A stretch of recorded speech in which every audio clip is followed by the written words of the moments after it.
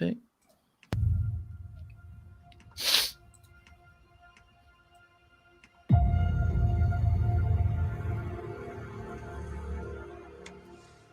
In a world where cousins and friends unite, who will stand up for what is right? Who will be heroes amongst men? Beef Gang is running deep in the chat. What's going on, Grant? You bad mother. Anyway, as I was saying, in a world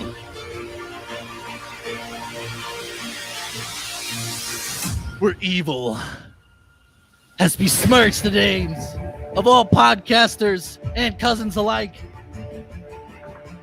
who dare stand in the way of this evil? Who dare take a stand in the face of all odds and fight for what's right? I'm trying here. In a world of only Arby's roast beef, that is a scary world that I don't want to be a part of.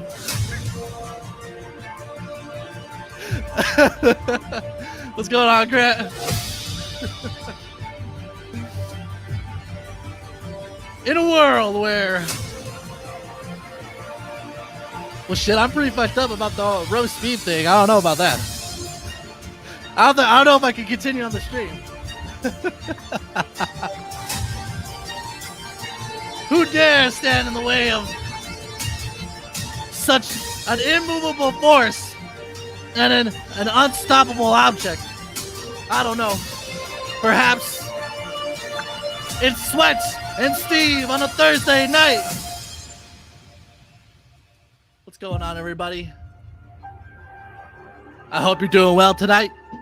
I hope you're feeling cinematic. I hope you're feeling alive. I hope you're feeling ready to get up, jump up, and take action. Because you, yes, you, might just be the last hope hero that this world has in a poop dollar world. That is I don't know about that world. I have to wait and see, Grant.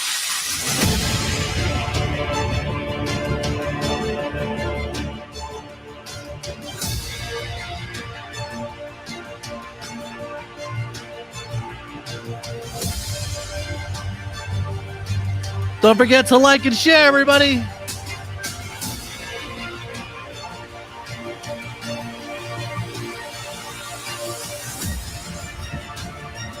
Episode number 33 of the Sweats and Steve Show. I'm feeling like a hero tonight. Oh, God. I'm feeling like I might save the world with this podcast. I don't know.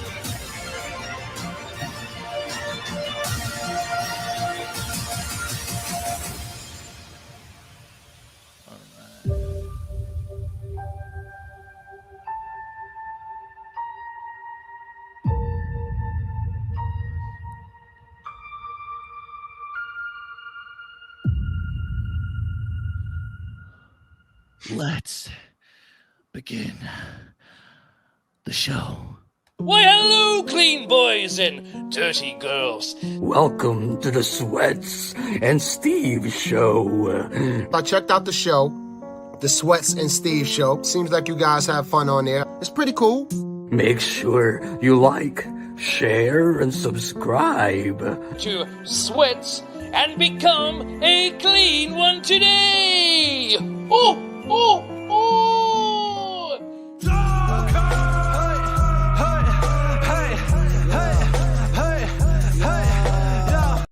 I'm Sweats. And I'm Steve. I used to be an average, ordinary guy.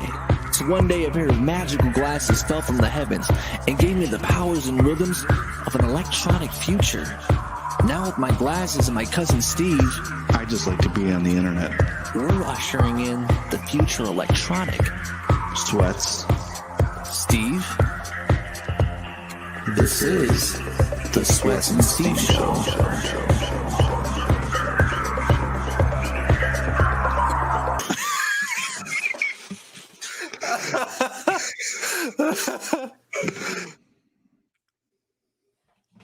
Yes. Ladies and gentlemen, welcome to the Sweats and Steve Show, episode number 33. Woo!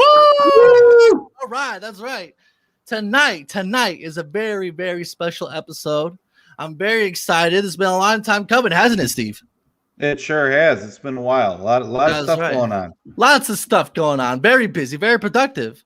But ladies and Very gentlemen, I'd like to thank you. I hope you're having a wonderful Thursday night. We have a very interesting and fun show tonight. And without further ado, I'd like to give a cursory introduction to our two very special guests tonight. They host an amazing, eventful, and fun podcast called the Neon Movie Bunker. Mr. L. Ray Stanek and John the Bad Mother Robinson. All right.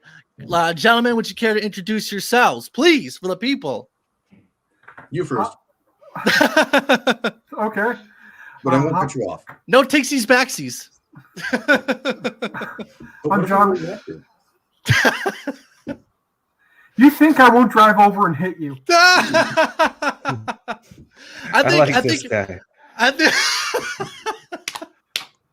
like him too, but John, as you were saying, I'm John Robinson. I'm the head movie critic for the Neon Movie Bunker. Absolutely. I'm been doing this in one form or another for many years now. Mm-hmm. It's a great way to spend my time. You're a veteran, aren't you, John? I've been at this quite a while. Yeah, that's right. That's right. Consistency is the key. Absolutely. Yep. Absolutely. And then the El Ray. Yes. Would you kindly introduce yourself to the fine Clean Nation out there tonight on a wonderful Thursday night? Hey, everybody. I'm Ray Stanek. I am John's co-host. I primarily review home video releases, things released on DVD, Blu-ray, streaming, whatever. But occasionally, I venture out to the theater and see something brand spanking new and comment on it as well. Well, that venturing out to the theater has, as you probably know, last year was kind of a little iffy thing there, wasn't it, El Ray? Bit of a bummer, yeah. Did you ever find yourself sitting in a movie theater by yourself at any point during that time? I love that. I find did. myself doing that during normal times, so nothing new. Yeah, that's not a bug. That's a feature. That depends on the movie. There are certain movies where having an audience, a volatile audience, really helps. Comedies and horror, in particular, really benefit from having a nice, full, actively engaged audience. Yeah, and sometimes those audiences can cross over because you'll have a horror movie that's so bad it'll turn into a comedy, which I'm going to talk about later. I have a lot of things to say about a certain movie, but yeah, thank you, ladies, and thank you, YouTube, for coming on to the show. That was a lovely introduction. And Steve, what's going on, man? How you been, man? Of course, I can't forget the co-host of mine, my cousin, Steve. Steve, look at that. You look well kept, Steve. I'm holding back a sneeze, so get the full screen off me. All right, let's see here. Let's shout out some of the Clean Nation out there. Shout out to everybody who's watching right now. We have, of course, none other than Grant, Designer Grant. What's going on, Grant? You bad mother. We also have Jeremiah Lewis. He says, Beef Gang. Beef Gang is running deep in the chat, as always. Of course, we have the famous, the infamous, the one and only Kathy Holbrook. How are y'all doing? I'm doing fine, Kathy. How you doing? We also have the famous, the paranormal, Brandon Crotty, a very, very popular person here on the show. What's up, Brandon? What's going on, Brandon? You bad mother. Yes, the Sweats and Steve show is back. Brandon is actually a paranormal investigator, and he's come out to the show a few times, and a very great guest. Very great guest. Shout out to Brandon. Can we get some B's, some capital B's in the chat for Brandon? Yeah, big on there. Good. I can see it. Hey, thank you, Brandon. Thanks for stopping by, man. I appreciate it. Thank you. We also have Jake, the Snake and Bake Newton, Raccoon Gang. I don't know that I don't know about that Raccoon Gang. I don't know too much about that. That's not my specialty. We also have Mickey here in the chat, Raccoon Gang. Again, I don't know. I don't know anything about that Raccoon Gang. You gotta fill me in on that. But yes. Thank you, everybody, for showing up tonight. I appreciate it. Hey, don't forget to like and share the stream out so we get more people in here. I appreciate it. And thank you to Kathy and Brandon for hearting the stream as well. It is much appreciated. But anyway, off of that note, ladies and gentlemen, Clean Nation, the question for tonight is, what do you think, or in your opinion, what is the greatest movie of all time? Of course, it could be, you have multiple answers. It's okay. We give you that freedom here on the show. But anyway, so that actually is the what we're going to be talking about tonight, the greatest movie of all time. I thought the way to kind of have that put out is kind of break down into sections. But I'm getting ahead of myself. What am I doing? El Ray, John, what's your story? Tell us about your podcast and how does it make you feel? I think it's fair to say. Well, I was born at a very early age, many years ago. I was bitten by a radioactive film critic in oh, that's wonderful. And, gave me the power and opinion of 10 times that of normal men. I like that. I like that a lot. That's good. You are a very strongly opinionated individual, John, aren't you? I am. But yeah, tell us about the show. Yeah. I don't know if people realize this, but John and I kind of look alike. Aside from the fact that I have a beard. That's right. And if I take off this hat, me and El Ray kind of look the same as well. Yeah, it's kind of weird. Whoa. It's kind of weird. You're the El Ray and I'm John. Damn, really? I what know. a multiverse this is. This is the multiverse. If I've ever seen one, it's kind of freaking me out a little bit. Weird. But anyway, as I was saying before, the Neon Movie Bunker. Tell us about that. How do you and El Ray and John, how do you know each other? And kind of tell us about that. Yeah. We went to high school together many, many years ago. Okay. And have just kept in touch ever since. And the power of friendship. Yes. Yeah. I was in his wedding. He was in my wedding. Oh, that's wonderful. I crashed at his place during my divorce. He crashed at my place during his divorce. Oh, God. You hate that. Yeah. That was that's good. Through the good and the bad. That's a true friend right there. I like that a lot. So the Neon Movie Bunkers. So you mentioned before that you've been, in to certain varying degrees, have been kind of doing podcasting for a long time. Tell us about that. We had a show called The Harvey and Bob Show that started in 2006. And ran until we realized that naming a show after Harvey Weinstein was not a good idea. Mm-hmm. So that was 2017 or 18? 2017. 2017. So we quickly rebranded ourselves, got a new website, new theme song, new show. New name. Yeah. New show is maybe not the most accurate descriptor. We put a really nice new coat of paint on the old show. Absolutely. And said that it was new. Okay, that's wonderful. If it's not broke, why fix it, right? Exactly. Right. So, but initially, when you were talking about, obviously you both have a love for the movies. I mean, that's apparent. I mean, a film buff such as I could see that as well. But when you initially started talking, what was the conversation to say, hey, let's talk about movies on the internet? I'll fuck you up, Grant. Stop all the shit. Really, we'll drive down to Maryville, Indiana, and spank you, and on camera. Hold on, Steve. Continue. El Ray, you were saying something? Really, the conversations that we have on the show are conversations that we'd have anyways. And so we just decided to record it and edit it down into something vaguely coherent for other people to listen to. And that worked for the most part. People seem to enjoy it. And so that just led to us doing a weekly podcast. And I love the audio production side of things. I am an AV nerd. And so, as you probably the acoustic paneling, so I dove into the tech side of it and started figuring out how we could record it. And John's like, okay, well, this is what we're gonna do, and we just kind of ran with it. Yeah. Oh, that's wonderful. That's great.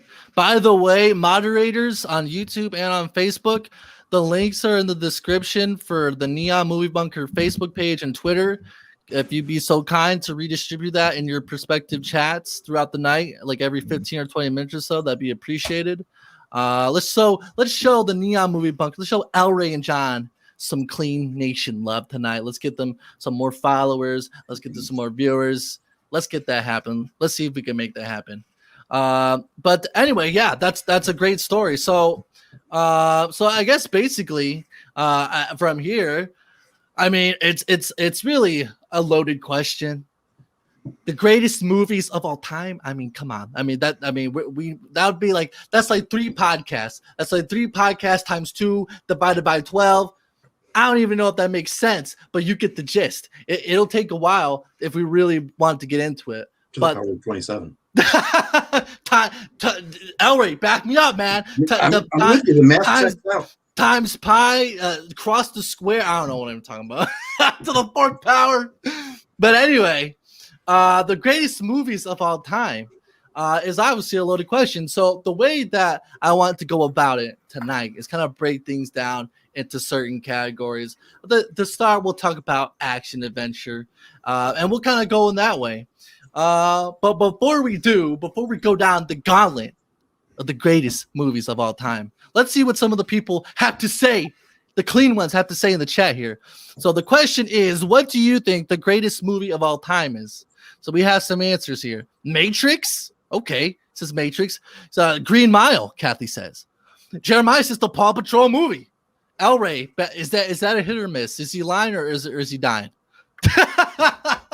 What's with that face? A lot of help. Jeremiah needs help. Oh, yeah. Well, Jeremiah. let me rephrase. Jeremiah, if you're over the age of 5, seek help. If you're under the age of 5, what the fuck are you doing? Where are your parents? Yeah, it's actually funny that you mentioned that, because I was thinking about the Thunderbolts situation, Steve. Yeah, no, let's keep it going. Let's keep this train on the rails here. Good luck. We also have Donnie Darko. Oh, the great American choice.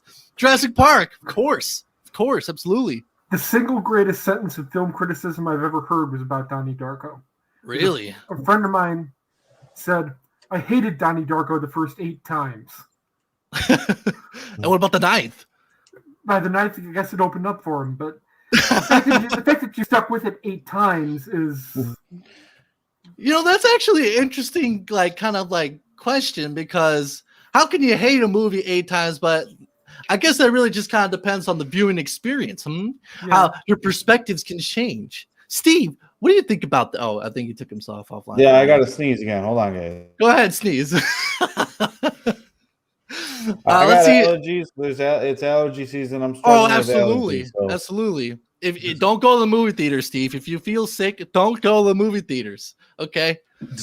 Designer Grant raises an excellent point. Anything with Danny DeVito is a win. I agree with that. DeVito is a national treasure. I agree with that. As well. I second that. Drop a G for capital G for Grant for making a good point there. I'll drop a G myself. Jeremiah says The Dark Knight. Okay. Good call. He also says the Back to the Future trilogy. We also have Kim Bellich says The Breakfast Club. Welcome, Kim. Welcome. Very good choice. Matthew, shout out to Matthew, says Kazam, 1996. I don't think I'm familiar with that one. I don't know. The fine Irish actor Shaquille O'Neal, yes. Yeah. Okay. Yeah. As a genie. Yes. Granting wishes. That's wonderful. What Shaquille O'Neal does in his real life, too, from what I understand.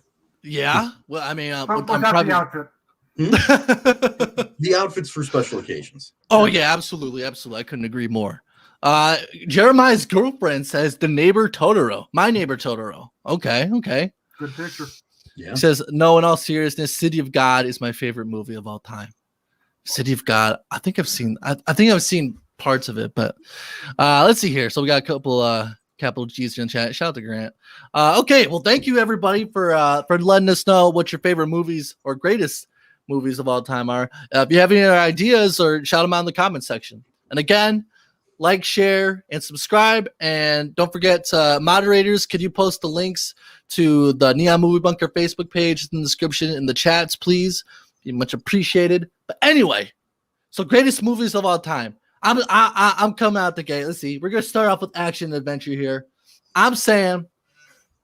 Actually, I need to think this through a little bit more. El Ray, you take the stage. Oh, Steve has an answer. Steve, you take the stage. Can we set something up real quick? Sure. Let me ask this question first. Let me get this fixed over here. All right, let me ask this question. So, to the Neon Movie Bunker guys, when you're qualifying for a movie, when you're evaluating a movie, what is it that you're looking for? What are some of the things that you're looking for in order to sit there and say, this was a great movie, I really loved it, I recommend it, or this was absolute trash, or like, what is your kind of process for determining what is a good movie and what is a bad movie? What is a movie that's worth talking about on your show? Interesting question. I like that. Yeah. I know for me, I'm looking for something I haven't seen before, an experience I haven't had before, something that comments on the human condition. Okay. Or on the other hand, if it's a complete disaster, I want it to go all out and be a complete disaster. Some of those are bad. That was great. El Ray, do you have anything to further comment? Yeah, when I'm going over a movie and thinking about it and trying to figure out whether or not it's great or not, there's that emotional engagement. You know, if I'm not involved in what's going on with the characters, the story, or in the cases where there isn't a story, just the visuals, if it doesn't connect with me, that's a problem. Mm-hmm. So, you know, I kind of start using that to dive in and go, okay, so why didn't it connect with me? Is it like, is the acting flat? Does it just look like crap? Does the writing not make sense? And then I can kind of, work from there. If something really does connect with me, then I try to dissect it still and just, why does this connect with me? Why am I so interested in this movie and these characters? And if a movie is able to get me to think about these things and, start to ponder the human condition, then I feel that it's a good movie. So there's a similar phrase that both you guys used, was the human condition. And I think if John had spoken a little bit further in detail, you guys would have probably, you guys have been doing the show since 2006. You guys have probably landed around the same thing. So what is it that you guys are looking for in a movie, or do I call it film? Do you call it movies or do you call it films? Which one? Depends on how good it is. Okay. Movie versus film. Cool. Depends on how good it is. Mickey, make sure you write that down. So what is it that touches the human condition that you guys are like, man, I never seen anything like that before. I know we touched on, like, does the acting suck? Does it not make sense to screen? But what is it that it takes in order for you guys to sit there and say something like that? They really nailed it from the human condition perspective. What is human condition? What does that mean? It's a philosophy now, which I'm okay with that. If a movie is able to get me to think about life, maybe even my life, and contemplate, why people behave in certain ways, what motivates people, how can those motivations be twisted, and then bring people to places where they weren't expecting to be, that is interesting to me. Okay.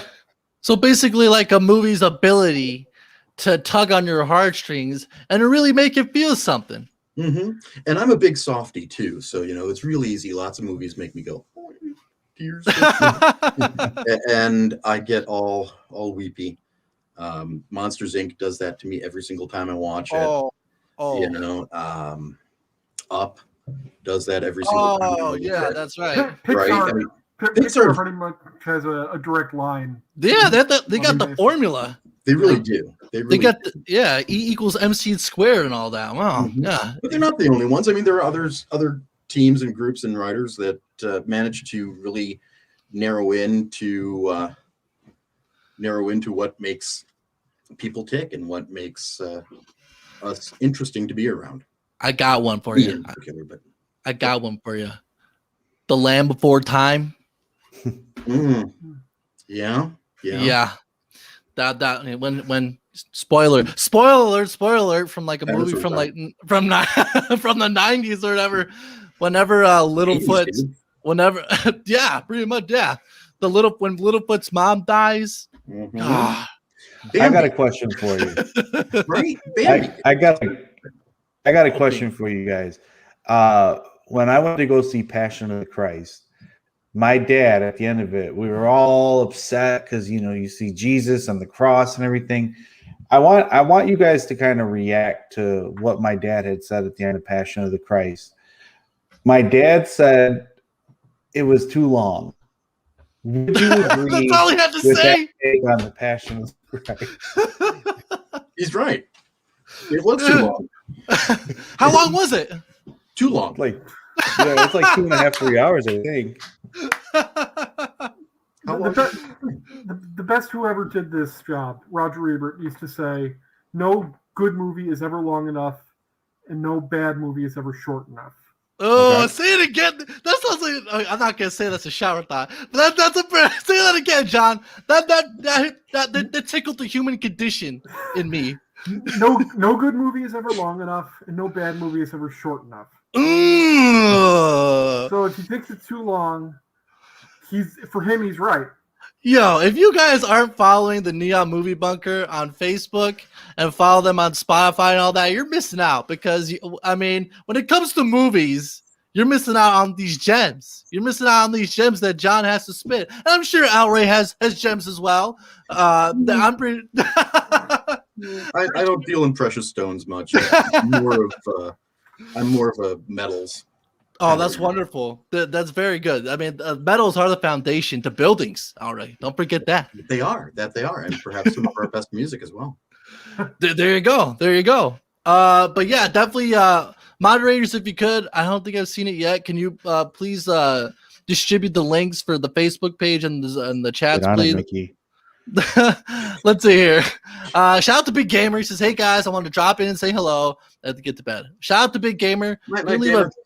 Can we leave a BG in the chat for Big Gamer, please? We also have the A-Team and/or Simple Jack. What's going on, Simple Jack? You bad mother. He says, "Hey, Sweats. Hey, everybody." Shout out to Simple Jack. I'll put an SJ for Simple Jack. Absolutely. Kathy says, Steve really does have a lot of philosophical tendencies. He is definitely a deep thinker. Steve. A little too deep sometimes. A little too deep. Lately, Kathy, we're thinking too deep lately. We gotta dial that back. It's a great podcast. It is. It definitely is, Kim. I appreciate that. Shout out to Kim, by the way, for stopping by. I haven't seen her before here on the show, and I appreciate her stopping by. Drop a big fat. Absolutely, definitely shout out to her. Everyone, drop a big fat K for Kim in the chat, please. We got some SJs for Simple Jack, BGs for Big Gamer. Absolutely. Thank you, guys. I appreciate that. Once again, don't forget to like and share. And thank you to Mohan Kumar for liking the stream. Thank you very much. And Kathy and Brandon for hearting the stream again. But anyway, greatest movies of all time. We're going to go in roulette style. I need some extra time to think about it. But you guys are the movie critics. So El Ray, shoot. Greatest action adventure movie of all time. Boom. Am I going to give you the solo screen? Yeah, I am. Sure. All right. So, greatest action adventure movie of all time. Okay. And it isn't my favorite from the series. Okay. But the best action movie that you will ever see is Raiders of the Lost Ark. Okay. And the reason for that is, yes, it has a good involving story and plot and script and all that, but the stunt work and the action sequences just build on each other naturally. It gets that sort of feel of, the old cliffhangers from way back in the day and puts it all in this one beautiful 2-hour package that is iconic in every sense of the term. You've got the performance from Harrison Ford as Dr. Jones. You've got that great villain. Well, you've got one of the greatest villains in general in like the Nazis. It's easy to hit boo and hiss to Nazis. It's what we should be doing. Right. And and Karen Allen. I mean, Mm-hmm. if you can watch that movie and not fall in love with Karen Allen, there's something seriously wrong with you. I love Raiders of the Lost Ark. I think that it's just a phenomenal action adventure movie. Absolutely. Great. Wonderful. John, Yes. greatest action adventure movie of all time. Go. I'm repping it on what I'm wearing. Oh. Die Hard, 1988. Oh, Never forget, yeah. Nakatomi Plaza. And would you care to explain as to why that is your choice? It's one man against. I mean, talk about a great villain, Hans Gruber. Yes. You know, Alan Rickman as Hans Gruber is one of the best ever to do it, and Bruce Willis bringing it as just an ordinary cop who is having a bad day. It's shot really well. All the action makes sense, which is not something you can always say. It's paced well. Everybody's got a good, clear motivation, and there are lots of explosions. Yes. Yeah. Jeremiah actually brings up a good question about Die Hard. Absolutely. Okay, there you go. I watch it every year. Yeah. So a movie could be set within Christmas. I guess it really depends on how good the movie is, but if it's good, it's a Christmas movie. There are plenty of bad Christmas movies. Oh yeah, Santa Claus Conquers the Martians is a phenomenal Christmas movie. Well, Santa Claus Conquers the Martians. Yes, yeah, you're not familiar with it? What was that in theaters? I think I missed that. No, that was well before our time. Oh, It was a 1960s gem. Oh wow. Okay. That actually sounds interesting. I like to see a clip of that. It's awful. It is truly it is art in that it elicits strong emotional reactions from people who watch it. Right. But it's not eliciting any of the emotions that the writer, director, actors are trying to get you to have. Yeah. They're trying to give you this like fun Christmas time story about how the Christmas spirit can go anywhere. And what you get is basically a film that implores you to just destroy everything in your life. It's like Fight Club in that way. Fight Club has a much calmer, nicer tone, much more appropriate for children. Well, if I'm ever in the mood for self-sabotage, I'll definitely put on Santa Claus Defeats the Martians, or whatever the title is. I'll send you a copy. Wonderful. Real quick, Simple Jack says Starship Troopers and Lord of the Rings. Some favorite movies of his, absolutely. I mean, because it's Jingle All the Way for Christmas. Absolutely. John's shaking his head no. What, John? Where's the no? Is it Starship Troopers or Lord of the Rings? Lord of the Rings. Really? Why? Yeah. Why is that? Not a fan. Not a fan at all. Yeah. And Simple Jack, I'm going to tell you that I like John more than I like you. So fuck you. I'm not going with Lord of the Rings. Right? What do we like, John? Do we like what else was Lord of the Rings or Harry Potter? Is it Harry Potter? We Harry Potter guys? You Harry Potter guys gotta stick together. Harry Potter's a lot better than Lord of the Rings. Yeah, fuck you, Simple Jack. Get out of here with that. No, we like My Simple twin. Jack. We like Simple Jack here on the show. You do, not me. Steve, what's the greatest action adventure movie in your opinion? Go. First of all, I am at a disadvantage because the two guests that we have tonight know way more than I do. So I'm just going to be the satirical relief. I'm going to say Arnold Schwarzenegger, The Last Action Hero. Last Action good Hero is option. Good movie. Okay. That's a good Was it option. good? I nailed it. Yeah, Steve, Oh my give a God, hand for what Steve. a happy Yeah. accident. Wonderful. What a Absolutely. happy accident that is. Last Action Hero by Arnold Schwarzenegger, because why the fuck not? It's Arnold Schwarzenegger. That was also directed by McTiernan, right? Who also directed Die Hard. Yeah. So the guy knows how to do a really great action sequence. But the thing is, they decided to be funny as well. Really funny.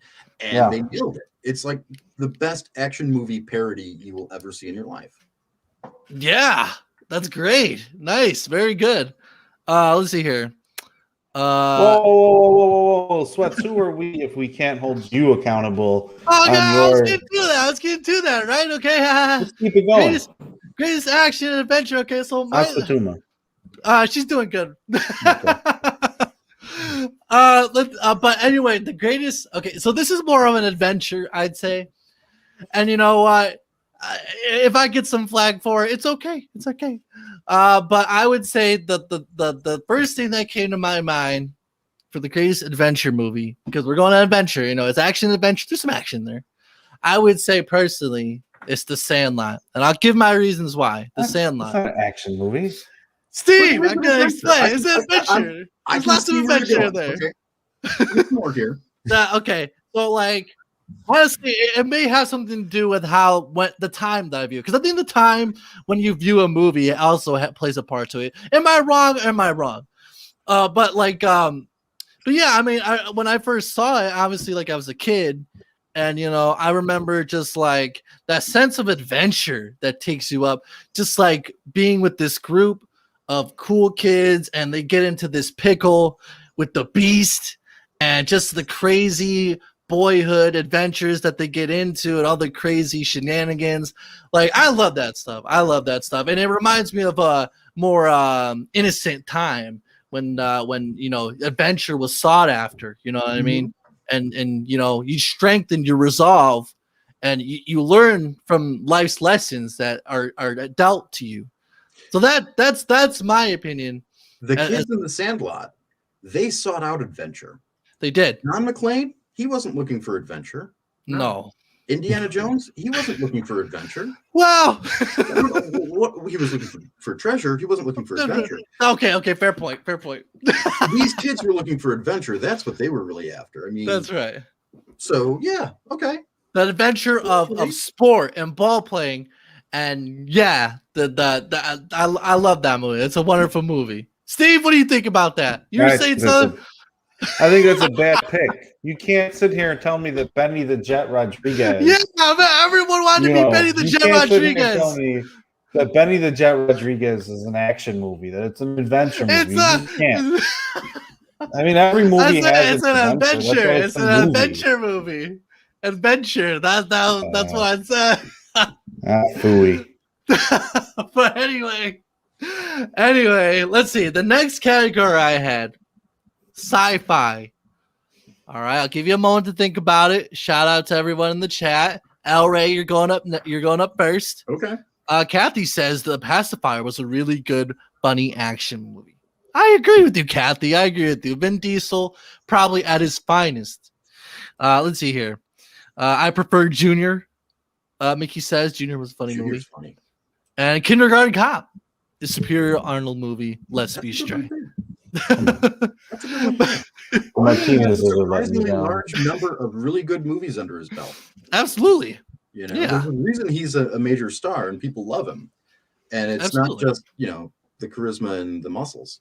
It's that he chose projects that really let him shine. And Kindergarten Cop, Junior, Last Action Hero, Terminator 2, Twins. Right? All of these are really great movies, and I think a lot of people write off Arnie as kind of a joke when they really shouldn't. Yeah, definitely for sure. So yeah, El Ray, best or greatest sci-fi movie of all time. Go. I might be stealing this from John, but I'm okay with that. Look at John's eye. He's not messing around tonight. Look at that. Oh, no. Yeah. See, for anybody who listens to our program, and every so often I'll say, "Whoop, I'm getting the look." That's the look that I get. Oh, good. That's the look. Okay. That's the look. That's the basically I'm going to reach out and strangle you look. And this movie also has an incredible amount of action and adventure to it as well. That would be The Matrix. Okay, yeah. You are not stealing it from me. Okay, good. I didn't necessarily think I was, but there was a possibility. Nobody's getting strangled tonight. That's good. It's not over yet. Not yet. Yeah. You see, me and John, we're kind of the same.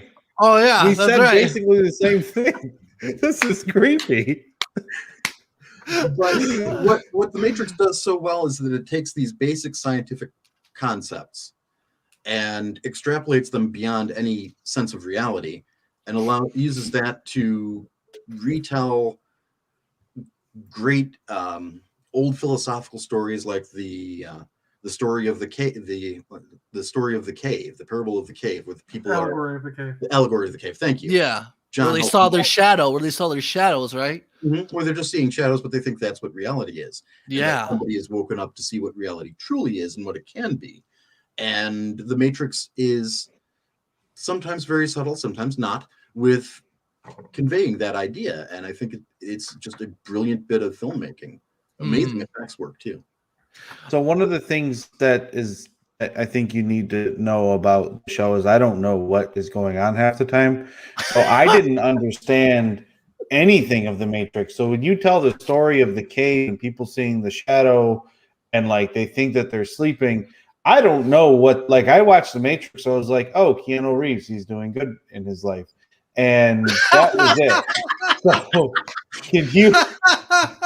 can you explain to me the theory of the cave? Because I don't get that. I'd be happy to. So the allegory of the cave, the basic idea is that you have a community of people who have always lived within this cave. All they know is the cave. And on the wall of the cave, shadows are cast by this fire. And they see these movements and motions. They think that, okay, that shadow, that's a cat. That shadow, that's a building.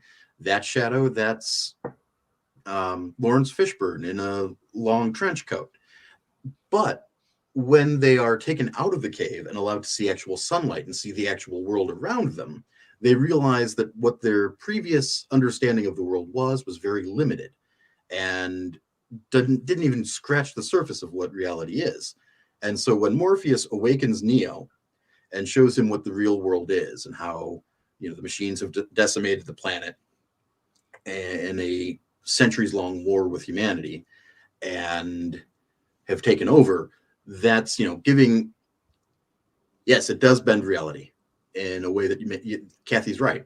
What it does is it gives the character of Neo this awakening, this moment where he sees, okay, this is what we really are. This is what we can really do. And it also gives the audience the chance to look and say, huh, I wonder what systems of thought and behavior are keeping me in place that really don't need to be. And so there you get that immediate application, pardon me, to your own life that the best films can give you. How about that, man? How about them apples, Steve? What do you think? It makes sense, but now I have to watch The Matrix with a critical eye and be like, all right, are they in a kid? Like, I need to like rewatch it because I think the last time I watched it seriously was in high school, and like I didn't know what that. Like, we were assigned it for like some Jesus stuff, so the entire time I'm sitting there thinking about that. This is a story about Jesus because they were like, think about this, and I actually didn't even finish the assignment because I couldn't make it through. So. There are definitely elements of the Christ story to the whole Matrix trilogy. And that's very intentional, but that's not the only religion that they borrow from. They borrow from Buddhism. They borrow from Hinduism. Yeah. They borrow from everything in the writing of that script and the concepts.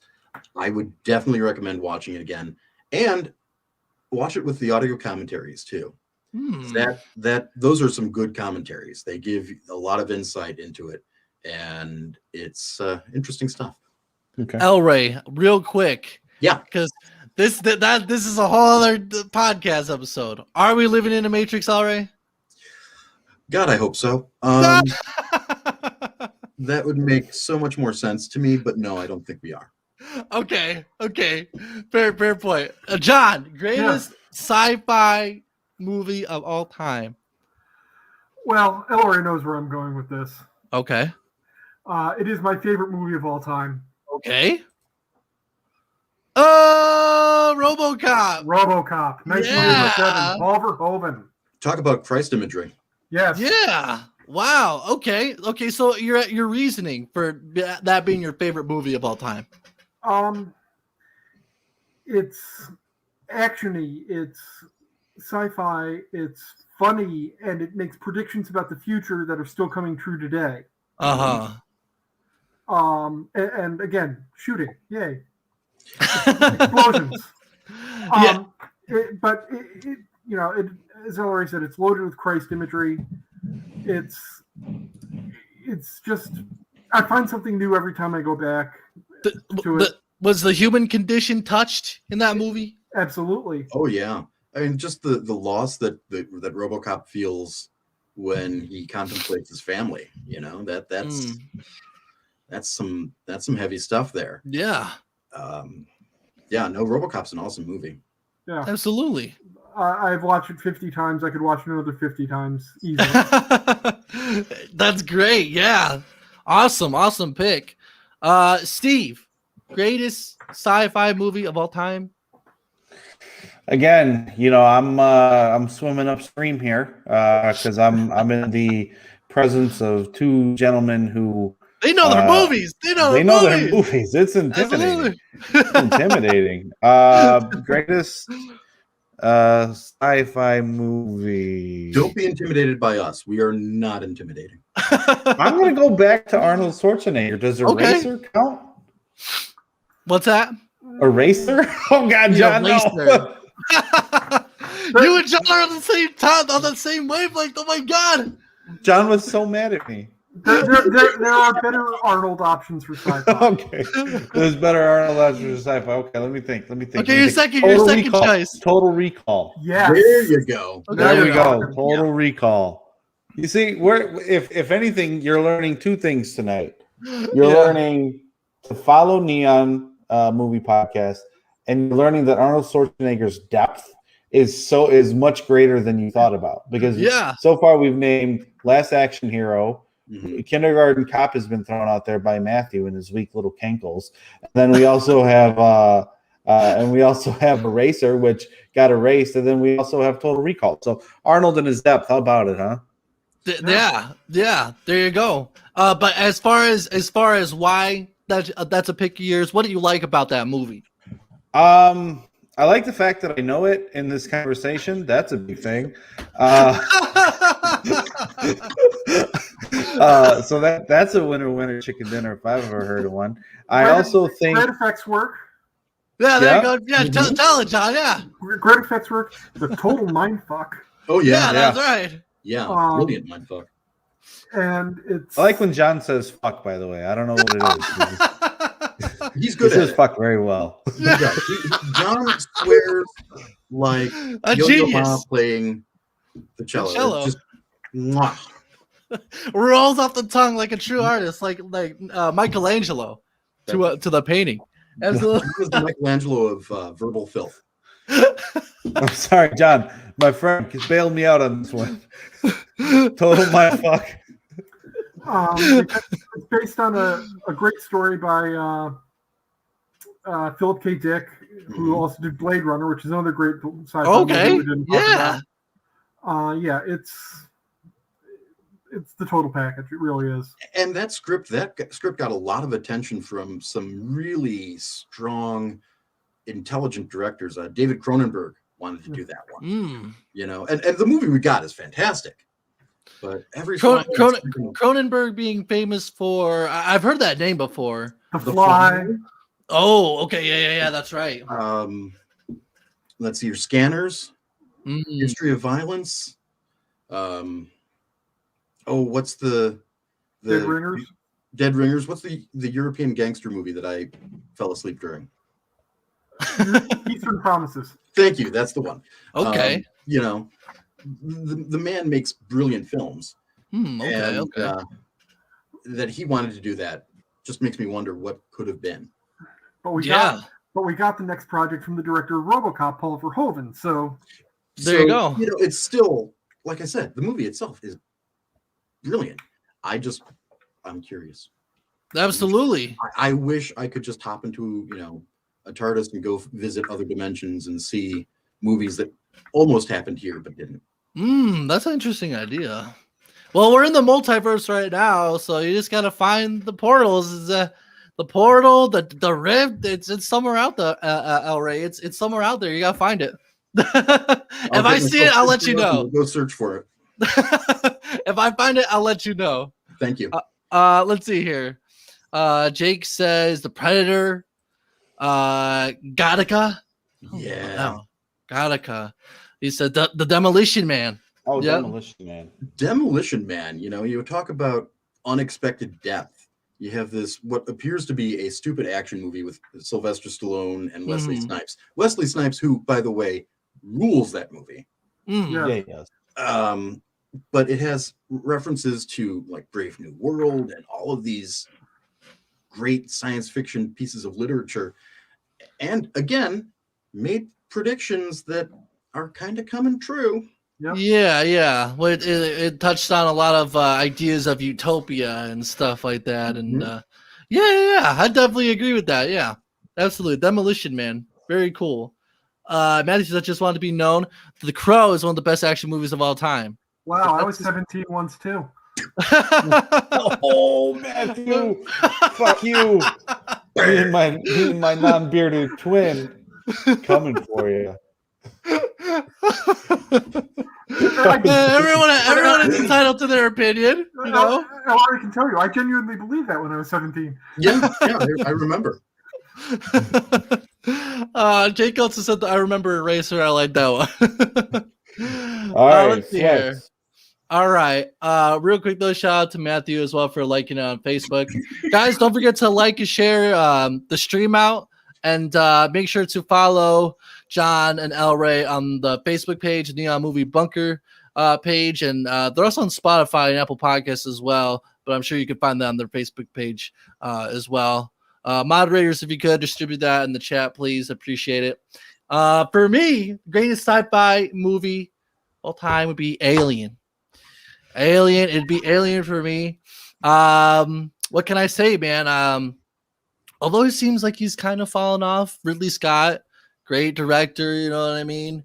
Honestly, what really kind of sells the movie for me is H.R. Geiger's designs, his just this weird kind of like hyper like sexualized imagery and stuff, and like how it's like beautiful but also like terrifying and just gothic, and just honestly that's what what sold the movie for me. It's something that I can always go back and look at the movie. I'm thinking to myself, wow, like this man was like, I don't know if he was taking some substances to kind of help with that, or if it kind of came to him naturally. But man, just like that really, like, I mean, that's only one aspect of it though. But it's like it's a major straight aspect. edge though. What's that? Giger was totally straight edge. He didn't cut. No, I'm just making that up. I would be surprised if he was, but I mean, he was definitely like a talented man, like a visionary in his own right, you know. And yeah, great movie.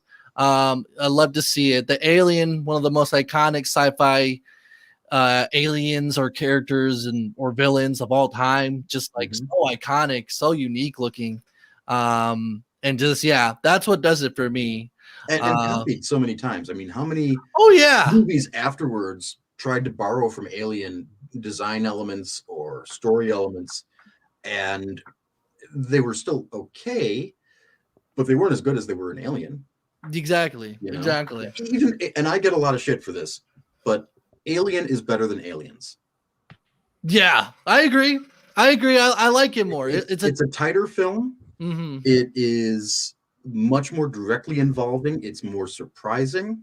You know, Aliens, not gonna bash it. It's a great film, but it's not as good as Alien. Yeah. I would, however, Sweets, I would say one thing. It's not a sci-fi movie necessarily. It's a horror movie. Okay. Yeah, fair point. Get checked. Horror movie with a sci-fi spin. Yeah. It is almost directly Lovecraft, H.P. Lovecraft style horror, but just given, like John said, a sci-fi skin. Yeah, definitely. I also love Lovecraft as well. I kind of like, even though it may not be a direct comparison, but Lovecraft, and I feel like if Lovecraft, which I'm pretty sure he has, but if Lovecraft could have designed and painted and made this imagery just as like Geiger did and stuff, like I feel like they're like I'll put it like this: if they're in the bar, they would have good conversation with each other. I think you're right. I think that I would pay to witness a conversation between those two. Yeah, It would be interesting. Absolutely. Although I do have a feeling that that if Lovecraft were to try painting, he would just paint a black canvas and say, "Oh, but the monster's lurking right there." Yeah. You can't see it because it's unfathomable to the human mind. Yes, and if you were in the sight of Cthulhu, your heart would give out just for the sheer terror of it. Yep. Yeah. Lovecraft was an interesting dude. I'm not gonna lie. Yeah. Mickey says, "I guess I'm 17 too for loving the Crow." I mean, I like the Crow. I like the Crow. Don't apologize, John. Don't apologize. Kathy says, "War of the Worlds" is another good one. Absolutely. Which one? I like the Tom Cruise version. It may just be me. You know what I'm saying? The Tom Cruise version definitely has some great things going for it. I mean, Spielberg was behind it, wasn't he? Yeah. Spielberg was behind it. Cruise gives a perfectly good performance in it. Yeah. I get the idea that they're going for, but overall, the movie did feel a little too much like Aliens Invade New Jersey because of how yeah. So I gotta explain something to you guys. Sure. We don't like Tom Cruise here. Oh yeah, Tom Cruise. We hate Tom Cruise here. Okay, Tom Cruise. Listen, I came up on some money and I wanted to get a special guest, and I reached out to Tom Cruise's agent and I said, "Hey, I got $5,000. Can I get Tom Cruise for 5 minutes?" You would think that you'd at least get a yes, no, maybe. We gotta you need $12,500 to get Tom Cruise on the show for 5 minutes. And I was just like, well, I only got 5, so let me get him for 2.5 minutes. That equals out. And then his agent never got back to me. So then I went to the next best thing, which is a Tom Cruise the next best thing, which is a Tom Cruise impersonator. And that guy turned out to be a fucking dud. And I had money, but I was just like, "Hey man, I want to do something." And he was just like, "You're just impersonating Tom Cruise. You're not actually Tom Cruise. You can't charge me this much money." And then I told him, "Can you come on and watch this script? And can you do this?" He's like, "Well, you need to tell me what to say." And I'm like, "You know what? Fuck you and fuck the real Tom Cruise." So fuck War of the Worlds, fuck Tom Cruise, fuck the other dude who did the original War of the Worlds, because Tom Cruise fucked it up for him. Okay? I'll never shut you guys down, but on this show, our tried and true watchers know my beef with Tom Cruise. Well, and if he came over here now, I'd fuck him up. I would fuck him up. I don't give a shit. Tom Cruise? All 2 feet of him. What about Tom Cruise? What about Tom Cruise? Tom Cruise is pretty cool. Yeah, wasn't he, Steve? No, that guy was a tool too. That's not too deep, but that's some Sweats and Steve lore right there for you guys. That's Tom Cruise. I mean, maybe we'll get him out here to debate Steve one night. I don't know. But anyway, I would tune in for that. Yeah. He has. You know what's funny is there's 7. This is movie relevant. You know what? He wants to sit there and talk about he's the greatest action movie hero of all time, and that Mission Impossible 7 is the second or third highest grossing movie of all time. But it took the franchise is the 4th or 5th highest grossing franchise of all time. But he had 7 fucking movies to do it. So you have 7 movies to do it, and you're still not number 1. So I'm not a mathematician, but those numbers don't add up. If you get 7 tries, you can't beat out some of these better movies. Hollywood math, man. Yeah, it's complicated stuff, but anyway, woo. Let's see here. Mickey says, "I really don't care for Tom Cruise. That's Scientology bozo." So yeah, I think Kathy and Mickey. I think a lot of Clean Nation has ill will perhaps toward Tom Cruise. Me, I think I'm more of a neutral party. I'm very influential, guys. I am very influential. I'm already starting to feel my feelings for Tom Cruise change. Good. In your presence. Oh my god. But what were we talking about? We were on the sci-fi, right? Yeah. We just wrapped up. Okay, I think yeah, sci-fi is over with. Real quick, let's give some shout outs. Mickey, obviously, Kathy, Kim as well. Thank you all for watching. I appreciate it. Make sure, once again, if you can like and share the stream out on your social media, that'd be much appreciated. Let's take a real quick, super duper quick break for this week's sponsor. Sweatsmusic.com. Along with the new design is pleased to announce the addition of the Sweatshop, the one-stop shop for all your clean needs, with new designs and merchandise being added every season. Visit www.sweatsmusic.com today. That's right, ladies and gentlemen. Today's sponsor is sweatsmusic.com. I spent a lot of time working on getting the website ready, and it is live. Merch is live, and new merch to come very, very soon. I appreciate everyone who's made a purchase so far. If you have, you should definitely at me on social media so we can shout you out and show you off a little bit. But yeah, that's today's sponsor. Check it out, sweatsmusic.com, and let me know what you guys think. But anyway, I think I'd like to take a quick diversion from the categories here, because before the show we had mentioned I had thought of the good question of asking you guys, what has been your most interesting movie going experience? And you guys seem to light up at that question. So Elray, John, I'm gonna let you have the floor. I want to hear what your most interesting movie going experiences have been in your life. Take it away. Well, picture it. It's 1995. Okay, I'm picturing right now. We are in a third-run movie theater. There's a group of about 8 of us seeing Pulp Fiction for the 6th or 7th time. And I'm seated in one row, Elray seated directly behind me.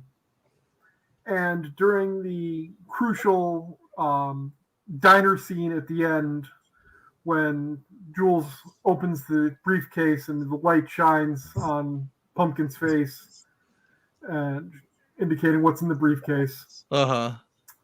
Somebody behind me, somebody perhaps named Elray, okay, found it necessary to shout out loud enough for at least my row to hear. It's full of pendlights. So you didn't like that. I took offense to that. You took umbrage with that. Quite naturally, I took offense to that. And so I stood up in the middle of the movie, turned around, and punched him. Oh my god! The one and only punch I've ever thrown in my life. Wow, damn. Then sat back down and watched the rest of the movie. Yep. What did you do, Elray? I sat there and thought, okay, well, I guess that's where the line is. Enjoyed the rest of the movie. Oh, wow. Damn. John, you don't take any mess, do you, John? I do not. Yes, you do. Yes, you do. Were you do. By any chance, John, were you involved in boxing at all? Were you part of any leagues or anything like that? I was not. I'm an intellectual fighter, not a. Well, yeah. I just interesting question, right, Steve? Don't you think so? Yeah, I was trying to figure that out myself. Another. Oh, what was the other one that we were going to talk about? The Exorcist. The Exorcist. Exorcist. Okay, let's hear this. So The Exorcist got a re-release in 2000, right? Mm-hmm. And The Exorcist, older movie from 1973. Usually movies from back then aren't going to necessarily scare modern audiences in the same way that they did audiences back then. It's just correct. Our tolerances for creepy things change. And so John and I were sitting in the theater watching The Exorcist, and in front of us were these two, 13-year-old girls? If that. Right. And they were chatting and laughing throughout the first part of the movie until the was it the spider walk that got them? I No, it think was so. before that. No, the vomit. Yes. The first really great, awful effect happens, and you can see them. They're sitting up there. They get dead silent, and they just shrink in their seats. Oh. And it was great because we saw this movie just terrify them. And they were dead silent the rest of the film, and just watching it probably scared shitless out of their minds. By the end of the night, when the lights went up after the show, they were both still gripping the arms of their chair. Yeah. Oh my Yeah. gosh. White knuckle, terrified. It was awesome. Which is the appropriate response to seeing The Exorcist on the big screen. That's a Wow, that's a really good story. God, I can only imagine what it had been to actually been there. When did the movie release? 1973. Yeah, Christmas Day, 1973. Oh wow, the irony! God. One of my professors in college was there as a film critic for the first screenings of The Exorcist. Wow. And she said, yeah, we all thought it was just going to be another horror movie, something kind of spooky. So we all got our popcorn and our soda, and we all regretted getting something to eat. Oh. None of them wanted to touch their popcorn. I can't know why. I mean, watch that movie and I just get hungry. Oh my gosh. Well, hey, speaking of that, since we're kind of talking about The Exorcist, greatest horror movie of all time. Is it The Exorcist or what is it, Ray? I stumped you. Showgirls. Truly frightening. Showgirls. And the logic behind that. Because it's truly frightening. No, for my money, my favorite horror film of all time is The Thing by John Carpenter from 1982. I love that movie irrationally. It is a terrifying film, and it still works. Decades later, it's still creepy as hell, and the practical makeup work and creature design. Oh, fantastic! It is mind-blowing and has influenced so many films since. Films that you wouldn't even expect it to reference. I remember reading in an interview with some of the set decorators on Seven, how they were saying, "Oh yeah, we spent a lot of time watching The Thing to figure out how we wanted to make these places look." And yes, I read interviews with set decorators from film. Very interesting stuff. Yeah, it's a Rob Bottin's work on that is legendary, and as well it should be. It's brilliant. Yeah, The Thing, definitely a great choice. John, the greatest horror movie of all time. For me, I have a two-part answer here. The greatest horror movie of all time for me is The Exorcist. Okay. However, the most terrifying film-going experience I've ever had was the 2004 remake of Dawn of the Dead. Ooh. Yeah. Okay. Good one. Okay, the reasoning behind that. That's the first time I saw fast zombies in a movie. Yeah, really. And no lie, when the movie was over, I went to a late showing on a Sunday night. And I didn't want to open the door to the multiplex to go outside in my car because I knew they'd be out there waiting for me. So I finally sucked up the courage to do it, to open the door, and I ran to my car. Wow. It's a damn effective movie. Yeah. Wow. Yeah, that's a great movie as well. And although I must say, as far as fast zombies go, I know, but this isn't my choice. I gotta say, 28 Days Later is a really good competitor to that. It is, but I prefer 28 Weeks Later. Really? Okay. I'm a contrarian mainly, though. Could you elaborate on that, if you wouldn't mind? Yeah, I like to take an opposing viewpoint to other people. Just for no, the horrible things that the father does at the beginning just abandoning his family, just running to save his own skin, and then the rest of the movie, him having to deal with the fallout from that is pretty affecting stuff. Yeah, very good point. Very good point. I like that. Steve, the greatest horror movie of all time. Go. I feel like this is a sleeper Okay. movie, and I was really prepared for this one. It Follows is yeah. a There you go, really Steve. scary movie. And I got Ella Ray's eyes to get real big on that one. I like that one. That's a good movie. Man, I love Follows movies. is one of the scariest. I think that's a really scary movie. When that big guy like walks through, like it's just the shadows. Just like there's that big giant that just walks through in the garage or whatever it is. That scares me every fucking time because he's a weird looking dude. He's a really weird looking dude. And then I think just kind of the way that they play on like just sexuality and thinking about how kind of funny that is, like how funny of a stupid thing that is. Like you have sex with somebody and then you're cursed until that person has sex, until you have sex with someone and then that person's cursed.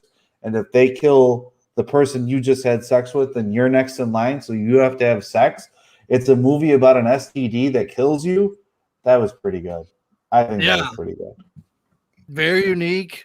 At times, lots of cool camera angles, and the sense of despair that came throughout that movie was pretty real. That's a really good choice, Steve. I like that. I like that a lot. Yeah, I don't impress you very often. You've impressed me, Steve. I rarely listen. Can I get the full screen? Oh, sure, absolutely. For our tried and true viewers out there, you know that I rarely impress sweats, right here. You know that I rarely impress sweats, but tonight I did, so I am good to go.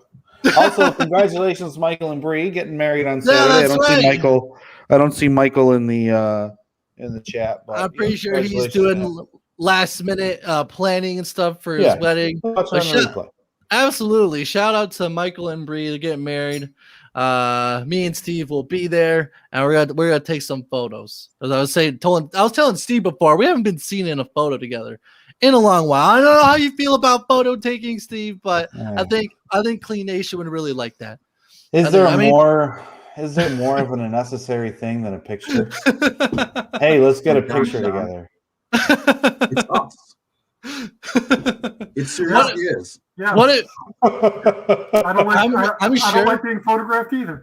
I hate it. Oh, John, I hate it. I'm sure if you were to take our places at the wedding, El Ray and John, no one would know the difference. I'm pretty sure. I think my wife would. I'm pretty sure my wife would. Pretty sure if John showed up. Okay, but only her. But only her. Yeah, my mom might too. I would hope. Yeah, I would hope too.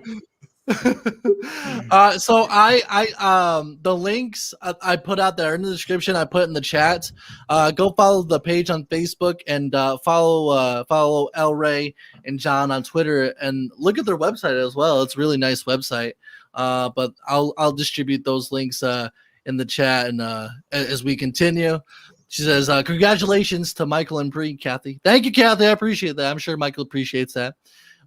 So for my answer for the greatest horror movie of all time, again, I'm interested to see what you guys think, but I gotta say there was no other movie going experience or film watching experience when I saw Hereditary. Now, I've never had a movie affect me in the way that Hereditary did. I felt like it went even beyond horror to the point of just despair and just sadness and just feeling not good inside.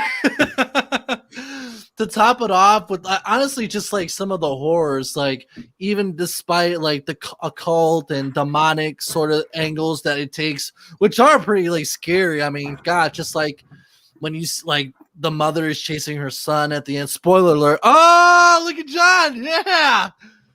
Oh, okay. So it's a novel, a book adaptation. It's a screenplay. Oh my god, yeah! I'd love to take a look at that. That's so cool. Where'd you get that? Online. The studio has a store where they sell it. Oh wow, yeah, that's badass. Yeah, get one of those. That's really cool. But like, anyway, like I was saying before, just the demonic angles and stuff, and honestly, the most horrifying scene to me, which I cringe and I shudder to think about, was the car scene where, oh my god. And it's the thing is, like, it really kind of goes to show, like, some of the horrors, like effective scares and horrors, sometimes don't even have to be seen. It's like it could be what's heard or what's left to your imagination. And just I refuse to watch that movie ever again just for that scene. If I do watch it, I'm not watching that scene. It gets me to the core. I don't know how else to explain it, but your guys' thoughts on that choice? Well, John, I saw that movie because John insisted that I see it. Yeah. Oh my god! I saw it first, and then I dragged along to it. You're evil, John. You're evil. No. John knows my tastes, and he knows when there are movies that I have to see. And Hereditary was a movie that I had to see. Okay. Because horror is my thing. That's my bread and butter. Absolutely. And so that is my bag, baby. Yes, exactly. And so, John takes me to go see it, and we were seeing it at a local theater that does the whole dine-in thing. Oh, okay. And yeah, it was a great time. Hollywood Boulevard? Yes, that would be the place. Yeah, Hollywood Boulevard, baby. And we were in their Casablanca. Okay, yeah. We had really nice ambiance and everything. And perfect. At a certain point, John just kind of started watching me instead of the movie. I was freaking out. I was recoiling from the screen and just terrified and loving every second of it. Oh my gosh. What was the most terrifying, horrifying scene from your perspective? The family dinner after the car accident. Oh my god. Oh, dude. That's brutal. Honestly, the anxiety that I was getting, like I think it's like so like this movie, just like when I say it affects me, like that's why I could talk about it forever. Just because like the way that they linger after the car accident, he's going home, he pulls in the driveway, doesn't say a word, goes into his bed, does nothing, and waits for his mother to wake up to that sight. It's just like, oh my god, because you could think about it in reality, and it's terrifying to think about, man. Well, honestly. And then later, the mom says to him, I never wanted to be a mother, and just kind of catches herself and is like, "Oops, I shouldn't have said that." God, I'm a little too honest there. And the expression on the son's face is just devastated. And then the poor father that's having to bear witness to all this, and I'm like, I feel so sorry for him too, like, because he's pretty like subdued and like not doing anything, but like he's still like feeling everything, and it's just, oh my god, that movie, like, god, it's intense stuff. It's a movie, all right. God, Steve, didn't you see Hereditary? I did, and I felt completely opposite of what you guys are feeling, and not because I want to be different, not because I want to be difficult, but because when her head broke off her, like she hits the stop sign or the yield sign or something, and she's having an allergic reaction. I don't think people's heads just like fall off. I just don't think that happens. And then like with enough force. We're going fast enough, yeah. Maybe, but like, sure, maybe, but Johnson. this was like a stop sign or a yield sign, and with a telephone pole.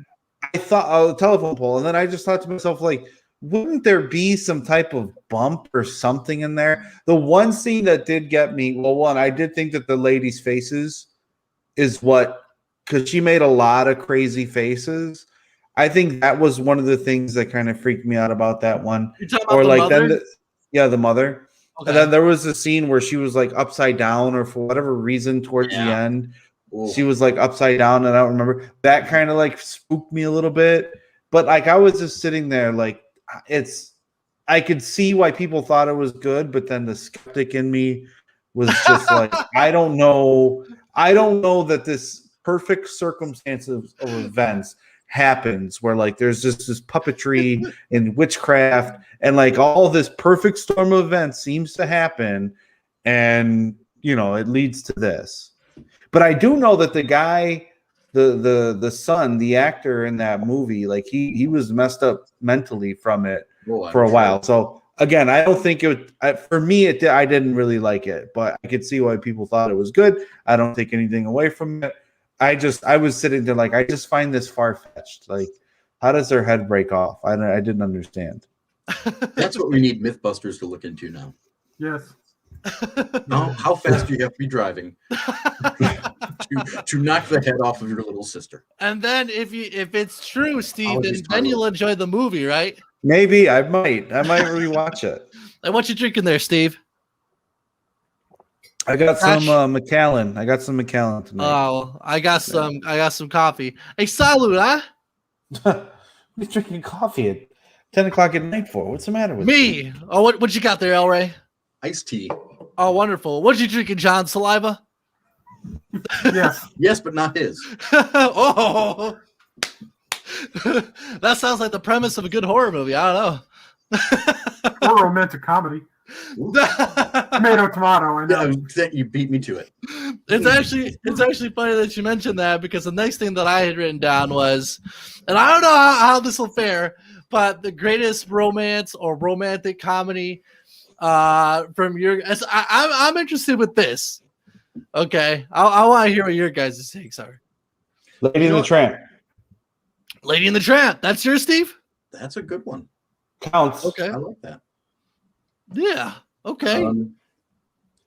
I am going to, being the benevolent person that I am, I'm going to pass and let John take this one first. Fuck you very hard. So what was that? Oh, you heard me. Hey, real quick, before we go into romantic comedy, I actually wanted to say, Mickey says, absolutely hate Hereditary in the same way Sweat does, just leaves me feeling disgusting. Absolutely. That's exactly how I felt. And Jake actually says, isn't it crazy to watch old movies or look at old pictures and realize that all those people are dead, but they live eternally in captured moments we view? Jake's getting deep on a Thursday night. Follow that up, Jake. Just think of this. Everywhere you ever walk, you're walking over dead people. Shout out! Say that again, already. There are so many dead people. On a long enough we don't know where they all are. On a long enough timeline, everyone's grave goes untended. Steve, you got any shower thoughts? You've been a little light this episode. He's shaking. Oh no, that's not a shower thought. I've been holding back sneezes all night. It's salute. It's okay, Steve. Let us know if you got some shower thoughts, though. I'll be more than happy to spotlight it as usual. But I actually had two shower thoughts, but I thought we were having such a good time that I didn't want to break up the conversation. Oh, please share one for the. No. It's forced now. It's not going to happen organically. Steve, I really, truly, deeply want to know what your shower thought is. Okay, yeah, there you go, John. Don't you want to hear a shower thought as well? Opportunity to look up romantic. If John wants it, oh, there you go. Here you go. Now, I'm going to give you a couple. Okay. I've swallowed my saliva hundreds of times a day, but the idea of spitting into a cup and drinking it makes me gag. Like, can you try that? Never in my entire life have I been naked for 24 hours straight. Oh, that is true. God. I wonder if a murderer has ever crossed my path, contemplated murdering me, and then said, nah, that's okay. I'm in school, believe it or not. I'm in school, and all my professors this semester have Harvard degrees, so I guess I'm getting a Harvard education. No, there you go. I can't say education. That was wonderful. Those are great shower thoughts, Steve. I appreciate it. Thank you. Yeah, give it up for Steve. There you go. Absolutely. But anyway, so yeah, romantic comedies or romance in general. Do we have any answers here, Al Ray? Yeah. John might have an answer. Let's see here. John, do you want to go first? Because I'm okay with that. Yeah, I'm gonna take us way back to 1961. Oh, okay. Movie called The Apartment. The Apartment. Okay. Jack Lemmon, Shirley MacLaine. He is an ad executive who lives in New York City, and he allows his apartment to be used by his bosses as a, I believe the technical term is stabbing cabin. Stabbing cabin. Well, there's murders taking place in this this cabin. Oh, it's not murder. Some type of murder. Killing Murder something. she wrote, apparently. No, it's They're fornicating, Sweats. They're fornicating. Real? Yes. Whoa, hey, whoa. Yeah. That's news to me. Yeah. I Yeah. call next. By the way, I'm gonna parlay off that one. Okay. And he finds out that this elevator operator girl that he's kind of fallen for has been sleeping with his boss, and it's a whole thing. And the thing I like about it is it wraps up everything you think would happen, but there's still an hour left, and these are interesting characters, and you want to spend more time with them. And so the rest of the hour is really well done. It's Okay. It won Best Picture in '61. Oh, okay. Nice. Yeah, it's a really great picture. The Apartment. Go seek it out. Find it on. Yeah, I think I might have to. God knows what streaming service. Yeah, nice choice. I like that. Steve, you said you had a pick. You know, as we talk about romantic comedies, I want to be a little bit more serious than Lady and the Tramp. Okay. We're talking about Stabbing Cabin. We're talking about spending more time with the characters because they're interesting. They're talking about it being done, and we're still here for another hour. So I'm going to go with Debbie Does Dallas as my pick because it touches on all three things that my man John had talked about: a stabbing cabin, interesting characters that just stay around each other, and then number three, it was over a long time ago, but for some reason we're still here. Debbie Does Dallas. I love that. That's great. Yeah, Definitely. All go downhill. I guess I could give mine. I think for me, it's definitely the romantic comedy. I think for me, it's gonna be Hitch. It's gonna be Hitch because I've never had a romantic comedy that like if you say, hey, let's watch Hitch, no one's gonna say, that's sappy, it's corny, whatever. It's like I think it finds like a pretty good balance between the comedy and the romance of it, and it's a good time throughout, and I think it's pretty well paced as well. So I gotta go with Hitch, man. And Will Smith, charismatic as ever. Eva Mendes, beautiful woman, great actress. You know what I'm saying? Yeah, it's gonna be Hitch for me, definitely for sure. El Rey. So it's back to me. Yes. Well, in thinking about it, there are a couple of ways I could go. I could go with the classic Casablanca, which is a beautiful film, beautiful story. I could go with the Princess Bride.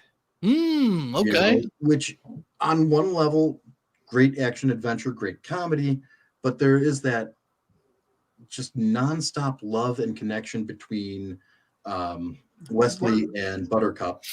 And then on top of that, you have the grandfather and the grandson, and you get this grandfather who's exposing his grandson to how wonderful love and falling in love can be for the first time, which is also wonderful.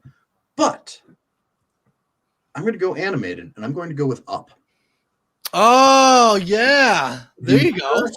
10 minutes of Up is the most beautiful and heartbreaking love story you will ever see on film. Yeah, it really is. Again, going back to Pixar, like they have E equals MC squared when it comes to pulling on your heartstrings, man. Yep. Definitely. That's a great pick. Absolutely. Let's see here. We have Kim says The Notebook. Oh, It's a favorite of hers, and Sweet Home Alabama. Okay. Kim, very opinionated. I like that. Very good. All right, so I think that about does it for romantic comedies. Let's see here. Now, Okay, now we're gonna get to the mother. We're gonna get to the mother of all of them, right? We're gonna go all genres in your own view and opinions.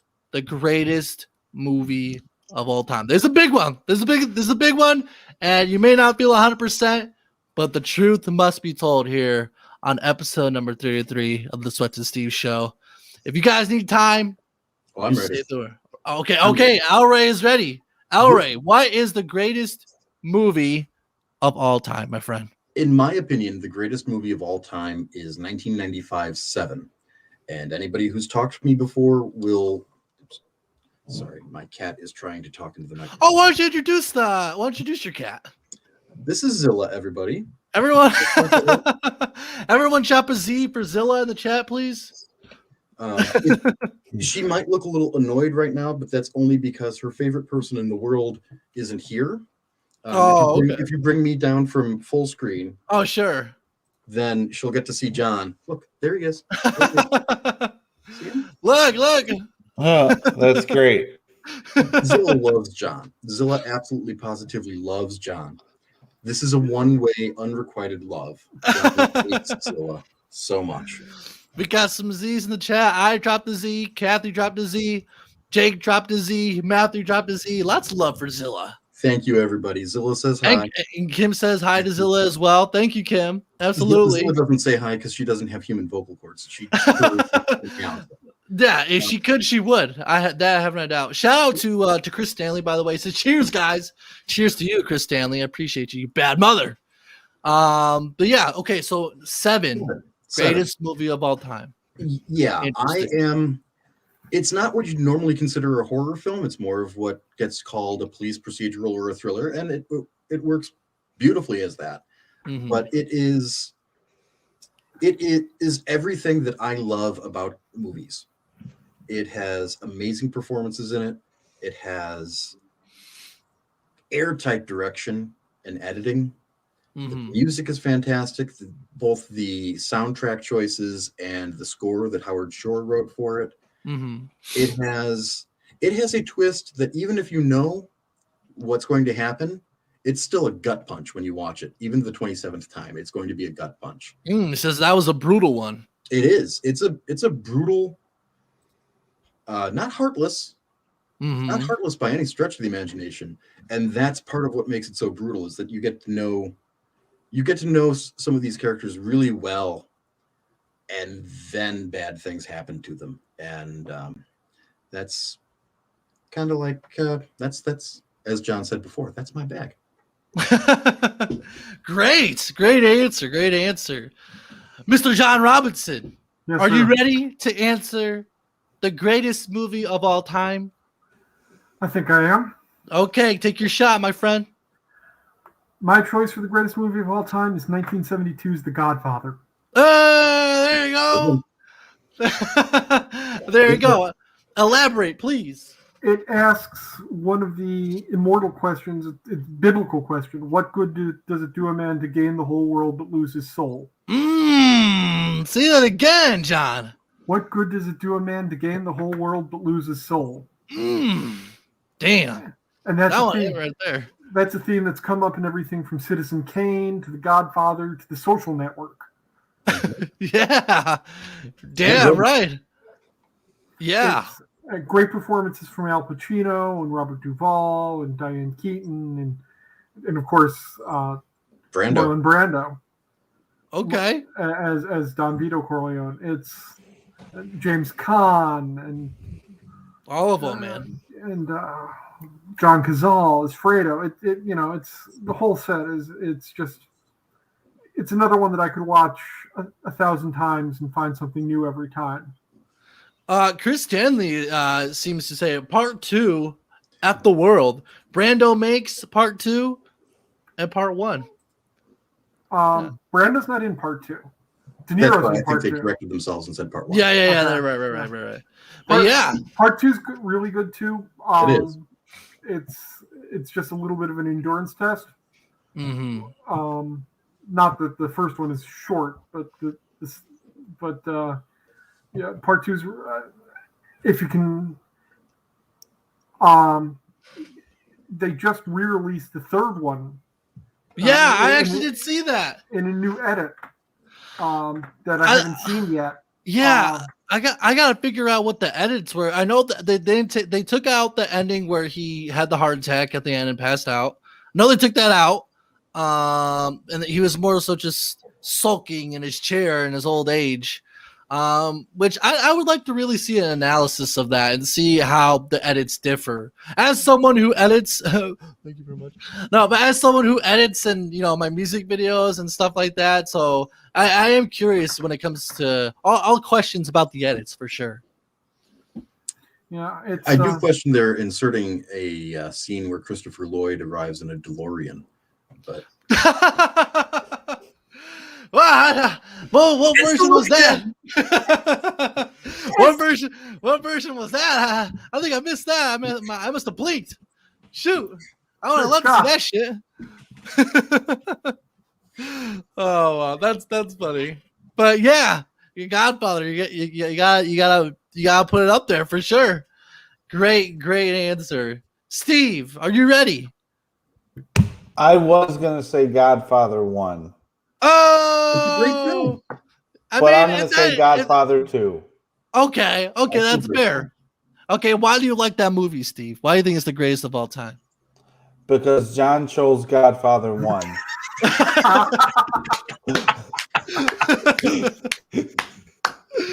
Well, there you go. Stealing John the Thunder Stealer Robinson. I'll reiterate the question then. Since it was part 1 initially, what do you love about The Godfather Part 1 exclusively in your mind? Well, I think you could watch it from a couple different angles, right? So you could watch it from the family angle, you could watch it from Michael's angle, you could watch it from Vito Corleone's angle.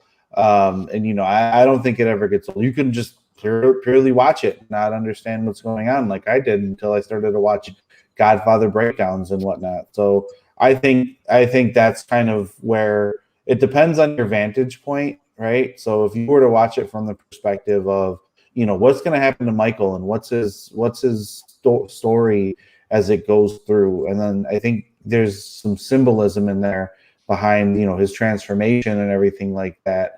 And even like the continuation over to Godfather 2 and how we went to being this overly strategic mastermind, as the family continued on, I saw some really good YouTube videos that I had watched that broke down some analysis on it and whatnot, and I can't do justice for it, so I won't even bother. Maybe Mickey, if you could find the videos and put them in the chat. But no, all joking aside, I think it's just a really good story, and that's one that I get lost in every time. Yeah, I think ultimately, honestly, if you look at the trilogy as a whole, it's kind of a tragedy, honestly, from my point of view. Absolutely. Because you got, he seems kind of like boyish almost and innocent, even though he's been through a war and stuff. Like it seems like it's not really a comparison to the family and how. I mean, if you need to step up for the family, that's admirable. But then you have to also look at the actions and all the surroundings and the goings on and the involvement of the family, and just how he gets taken in, and almost even a good line. Even though the part 3 is divisive, you take the one line that he said in that movie. Just when I thought I was out, they pulled me right back in. And it's just, that's kind of from his story, that's I forget what the phrase might be, but if there was a motif for his character, that's his, man. And honestly, it's thought provoking, it's intelligent, and again, it's that tragedy, and it's that stuff that really makes you think to yourself, that very well could happen, and it's just great movie, man. Honestly, great choices. Let's see here. So yeah, Chris Stanley's talking about the part 3. Yeah, they did edit that. I forgot what the edit was called. Coda. The Coda. Yeah, the Coda edit. Okay, definitely. He's also says the setup in part 1 with Sonny is brilliant. Pacino's retribution is great. Absolutely. Chris Stanley, big Godfather fan. Absolutely. Shout out to Chris Stanley. Drop a big old C in the chat for Chris Stanley. And I posted again in the comments the links to the socials here, Facebook page. So definitely give our lovely guests tonight a follow and support them and make sure to listen to them on Spotify and Apple Podcasts as well. You can find that on their Facebook page, I'm sure. But anyway, so now it comes down to me, right? Of course, as it usually does. Let's see. Greatest movie of all time. Well, first off, we got some C's here. Shout out to Chris Stanley. Hell yeah, there you go. So that's a metaphor for life. Yes, that's right. Don't be pulled back in, Chris. Fight the evil inside. Okay. But anyway, greatest movie of all time for me, man.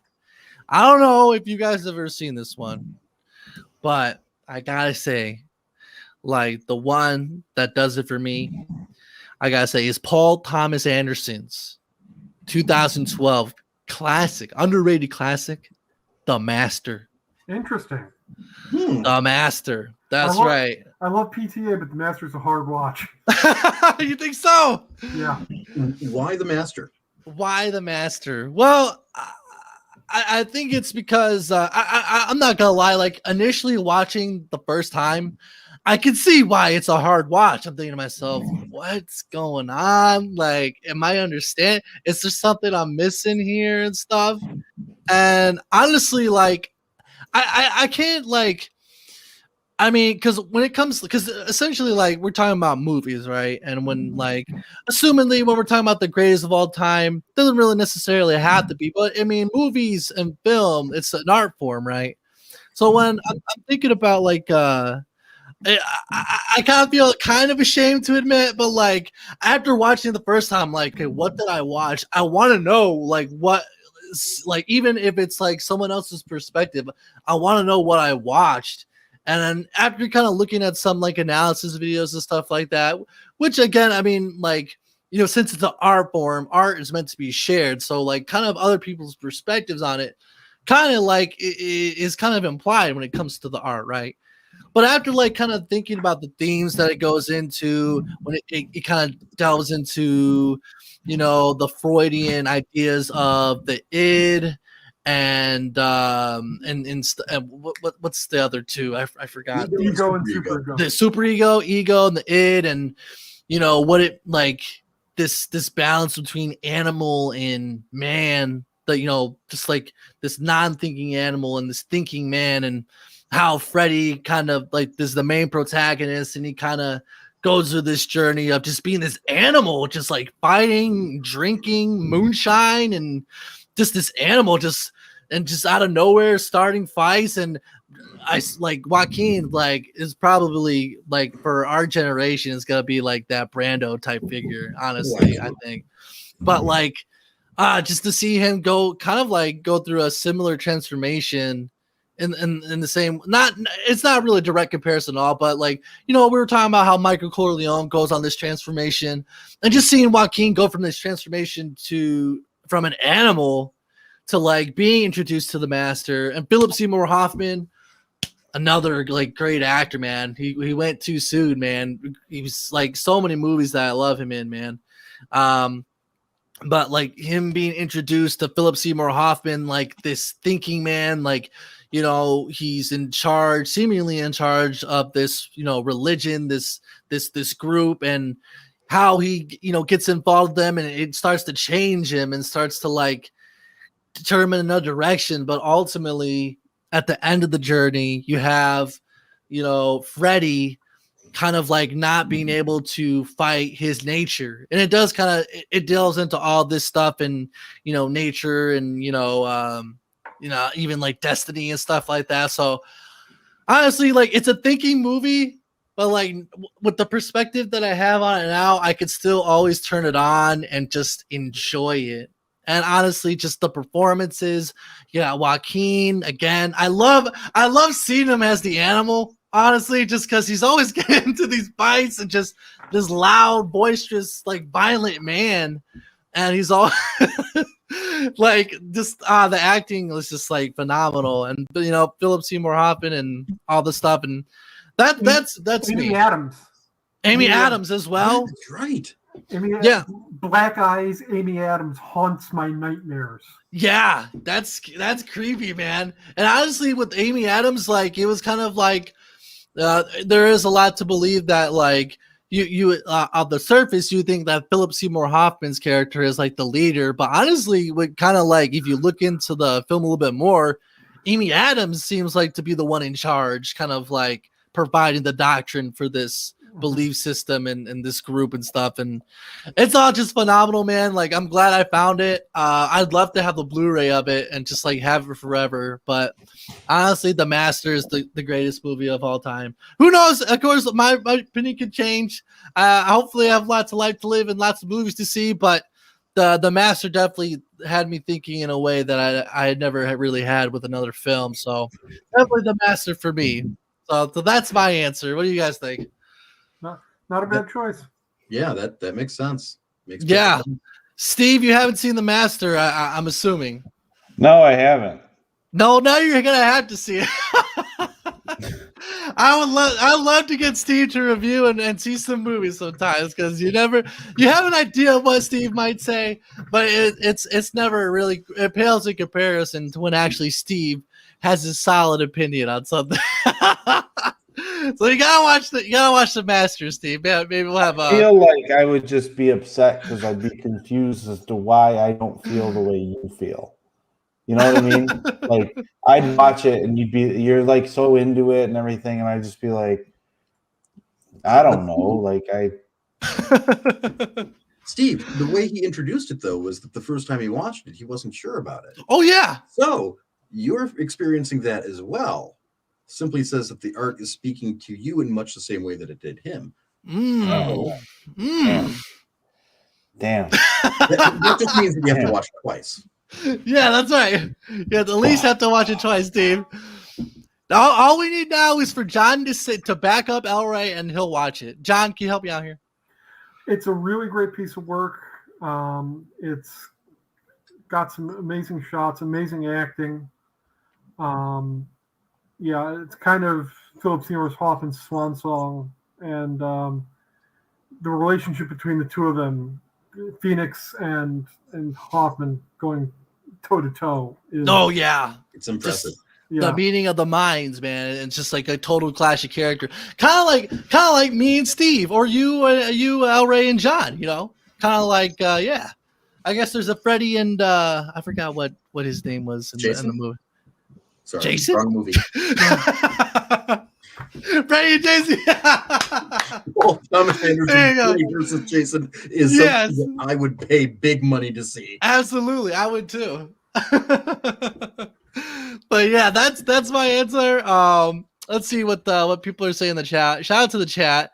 Don't forget to like and share. And I put out the links to the Neon Movie Bunker Facebook page and on Twitter. Make sure to follow them. Let's show El Rey and John some love tonight, some clean love, and follow their Spotify and Apple Podcasts as well. Let's see. We got Lord Bad Mother Panatra. He says, "What's going on? Good show. More movie talk in the future would be fun." Absolutely. Well, make sure to go follow the Neon Movie Bunker podcast, and you'll definitely get your movie talk fix for sure. And we have a giveaway coming up soon too. Oh, that's right. What's the giveaway? We're giving away copies of Cruella. Oh, nice. Okay. Very, very nice. So definitely make sure to follow the pages, everybody, and stay tuned for that giveaway. That's cool. So yeah, shout out to Lord Panatra. These guys are very knowledgeable. Well, there you go. And here's another compliment directed to El Rey. El Rey looks like Andy Serkis. Andy Serkis. That is Andy Serkis. Andy Serkis is a method actor. Just like the way that he could transform himself. At least. Really good. He's also a really great director too. Yeah. I was surprised to find out that he's directing the new Venom movie. Yeah, that's weird. A weird choice, but I like it. Yeah, it's gonna be interesting. His take on Mowgli was pretty good. Oh, he did the Mowgli movie? Not the Disney one. Oh, okay. The weird one. And The weird one. it was pretty good. Well, yeah, I'll have to check that out. Chris Stanley has something to say here. He says 90s were the last generation of good movies. Strong opinion for Chris Stanley. Says that there are always good movies, but the golden age is gone. Smaller films are better nowadays. What do you guys think of that? Okay, we have an opinion here from Chris Stanley. What do you think of it?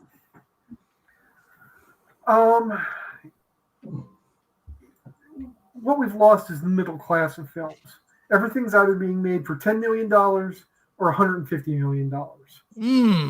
Interesting. And we've lost the kind of thing that used to be made for, $55 million and could make that back in the box office. And everything I remember, like, that was The Judge. And that's a while ago. Yeah.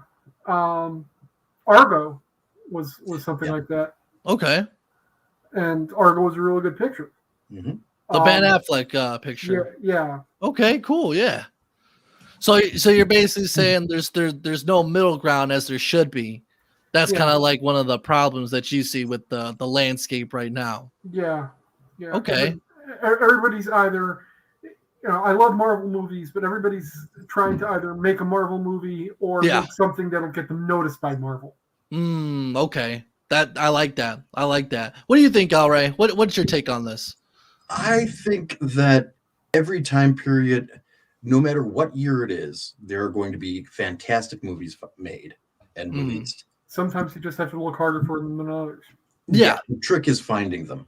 Like, Chris, you say that smaller films are better nowadays, and there are some brilliant smaller films out there. One that I would definitely recommend to you, particularly as we get into Halloween season, is The Stylist. It's a small horror thriller that's available on Arrow streaming, and it is damn good. But it's, like you said, it's a small film. So, yeah, there are still good movies being made. It's just a matter of finding them. You have to be willing to look. And sometimes you have to be willing to look in places that are outside of your comfort zone, Yeah. You might have to deal with subtitles, or you might have to deal with foreign films. Yeah, you might have to deal with a dub or something, but there's good stuff out there worth seeing. Definitely, for sure. Yeah. Jake's asking about there was the Master. Yeah, it has a lot of. I think it has a lot of similarities and stuff to Scientology. And that's quite intentional too. Oh yeah, I think so. Yeah, it was. The parallels are noticeable, but it's definitely worth the watch, Jake. I definitely recommend it. Let's see here. Chris also says Amy Adams and Rachel McAdams can get it. Yeah, Chris Stanley is a very cultured man. That's right. He knows. He knows his leading. He knows his leading ladies. Let's see here. Steve thinks really hard about everything he sees or hears. He would definitely analyze it all the way. There you go. Is that all right, Steve? There you go. There you go, Kathy. He also says, then it all became remakes. What do you think about the remakes? We're in the remake area. What's up, Steve? I got to get ready to cut it. Oh, okay. Let's see here. Let's we'll kind of wrap things up here real quick. But what's your take on the remakes, guys? What do you think? You love them? I love them because it's a chance for somebody else to tell the story again. And my favorite horror film is a remake. Okay. No problem with I have no problem with remakes as long as they're good. If it's a good film, it's a good film. Doesn't matter how many times the story's been told. If it's a crappy film, then you wouldn't be talking about the 2010 Wolfman, would you?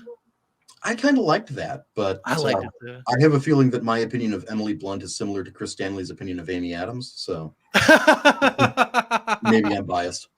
Maybe you are. What about I don't know if you've seen this one, but Suspiria remake? Yeah, that was awesome, man. Here's the thing, though. The Suspiria remake is like an incredibly well-made étouffée. A well-made étouffée. Right. Culture. What does that mean? It's a Creole dish. The original Suspiria is an amazing banana split, like the best banana split you'll ever have in your life. Mm. And the remake is the best, like best red beans and rice you'll ever have in your life. Okay. They're both amazing and fantastic. And yeah, they're both food. They're not really the same thing. Okay. Yeah, I like that analogy. Nice. Real quick, make sure to go follow El Ray and John on the Neon Movie Bunker on Facebook and on Twitter. Eventually it would be nice to I'd definitely like to plug your Twitch whenever you start to do some stuff with that, because a lot of the peeps love live streams. What can I say? For sure. But definitely give him a follow. Let's show him some love as we wrap up the show here. We'll read a few more comments, and then I want to get to one more thing, and then we'll call the show. Let me get to Kim's comment here. She says, I think The Breakfast Club is the greatest movie because I feel it's very relatable. I think anyone who watches that movie can resonate with it, at least one of the characters in some way, shape, or form. However, and this is a kid's movie, I love the message that I get from the Polar Express, which is never stop believing in the little magical things in life. I agree with that. I'm a fan of Kim now. I love the Polar Express, and I love the Breakfast Club. Shout out to Kim. Drop a big fat K for Kim. Kim is awesome. Kim is awesome. Absolutely. Thank you, Kim. I appreciate your participation in that show. It's always nice to see new faces, and shout out to Kim. I've got the big fat K for Kim. How about you? And not you. You. Okay. Yeah. But anyway, okay, let's see here. Yes. So the last thing that I wanted to get before we wrap up the show. All right, peace out, Chris Stanley. Appreciate you stopping by, man. The last one thing I wanted to get before we go: guilty pleasure. Your number one guilty pleasure movie. It could be a terrible movie that everyone panned, but you like it. Go, El Ray. More than half of my shelf would qualify. I have a vast collection of movies that I force upon other people. I'll have them over, and we'll have what I call a weird movie night. And I'll have a whole bunch of friends over. We'll crank up the projector and the big screen, and we'll watch some really weird stuff. Okay. And one of my favorites that I've come across is a ultra low budget independent film made by a Canadian performance artist. Mm-hmm. And the film is called Atmo Horrocks. Atmo Horrocks. Atmo Horrocks. And it is unlike anything else that you will ever see. A friend of ours who was at my place when we watched it, he said, wow, this is what disassociation feels like. And he's not wrong. You know, it is mind-blisteringly weird. And okay. I want to watch it now. Please do. Yeah. I'd love to hear what you think of it. Yeah, I'm definitely going to watch it now. What's the name of it again? Atmo Horrocks. ATMO HORROX. And it's silly. You know weird. What? I'm gonna put that on my calendar, and next show that we do, I'm gonna give my take on it. So look forward to that. It sounds interesting for sure. John, look at hot dogs the same way. You'll never look at hot dogs the same way. Oh my god, I love hot dogs. Am I gonna be able to eat them though? That's yeah. They're used as a projectile, as a weapon. Awesome. Okay, Atmo Horrocks. Okay, John, your greatest guilty pleasure. Go. Oh, that's really tough because I don't actually have a lot of guilt in my pleasures. That's awesome. Unashamed, unafraid, John. He is. I'm gonna mention something that when I saw it the first time, I absolutely hated it and called it my worst thing of the year. Since then, I've come around on it, and that's The Human Centipede Part 2. Really? Yeah. Okay. Why is that guilty pleasure? It's horrifying in every sense of the word. It's in black and white, except for some little bits of color here and there, and you don't want to see the bits of color here and there. Oh! That is one of the few movies. There are two movies that made me gag while watching them. That's one of them. Yeah. Damn. Ugh. I don't know if I want to watch that one, John. I gotta be honest. I don't blame you. And for the love of God, avoid the third one at all costs. Okay, duly noted. Duly noted. I got that. First two Human Centipedes worth your time. Last one, no. Last one should have been a musical. No. Yes. The Human Centipede musical. It Keep should have saying been. that. It should not have been a musical. It should not have been, period. It should have been a musical because that's the only way to convey the high camp that it really needed to be. She says, "No sweats, just leave it alone." Hey, I know, to take some advice.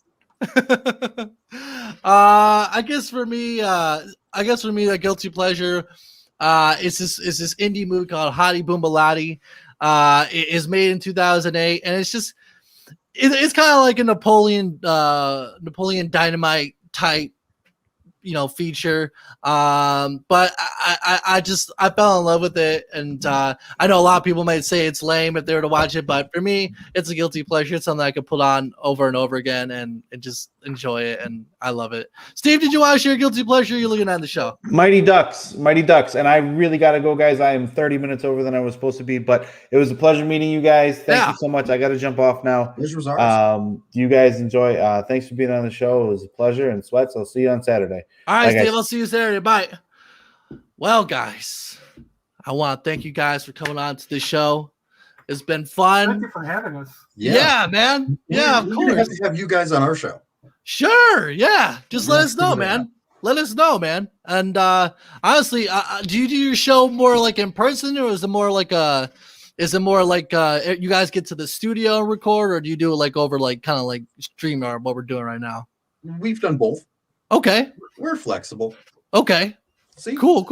The Human Centipede. Oh, real quick, since you did that, I kind of wanted to just in this episode, this most recent episode of the podcast that you did, which I don't know, Mickey is kind of our on and off. I don't know how you'd say assistant. Mick, if you could go on the Neon Movie Bunker Facebook page and find the Spotify link or something and link it in the chat, I'd appreciate it. I should have grabbed that one, but it's kind of slipped my mind. But in the most recent okay, you talked about Malignant, the most recent James Bond horror film. I just wanted to say something that I have never laughed. I can't remember the last time that I laughed in a supposed horror movie for like the entire duration.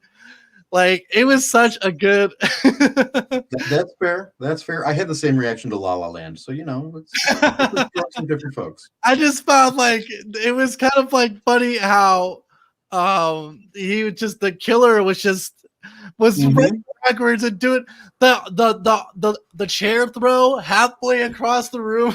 Right?